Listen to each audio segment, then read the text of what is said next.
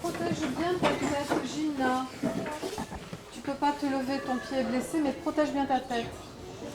Ce coup de sifflet matérialise un tremblement de terre. Depuis la signature en 1990 de l'accord Europa Risque Majeur, la Direction de l'Éducation nationale, de la jeunesse et des sports organise régulièrement au sein de ces établissements des plans de secours.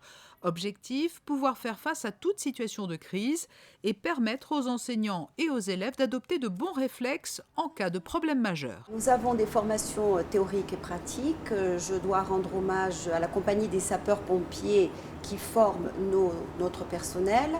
Depuis 1997, plus de 650 personnels ont été formés par les sapeurs-pompiers.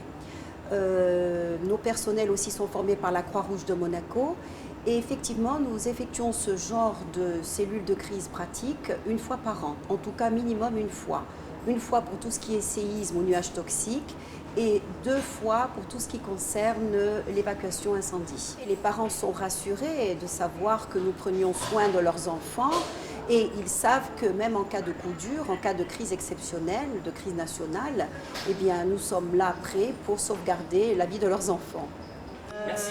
Je vais demander à Un enfant au gymnase qui est très pâle, qui se sent mal. D'accord, très bien, reçu. écoute, Laurence, je vais monter voir.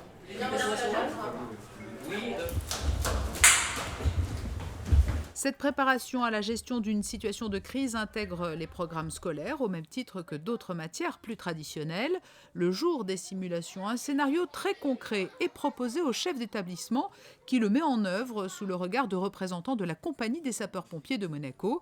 Ils sont là pour dispenser de précieux conseils. La prévention des risques majeurs fait partie des programmes de l'école primaire, comme l'éducation à la santé, l'éducation à la prévention.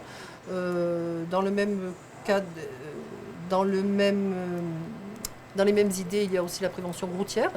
Toutes les situations où les enfants peuvent être en danger, on essaye de prévenir pour connaître parfaitement, en réflexe, les conduites à tenir. Et le résultat est là. À l'issue de ces tests grandeur nature, les élèves savent très exactement comment réagir en situation de crise. Ne pas être agité, rester calme, ne pas avoir le stress et voilà. Si on n'est pas préparé, on ne sait pas, on peut aller n'importe où et ça ne peut pas toujours être bien. D'un point de vue plus théorique, les élèves sont aussi incollables et maîtrisent le vocabulaire technique lié au séisme. L'échelle de Richter, c'est l'échelle qui mesure les degrés d'intensité de la puissance du séisme.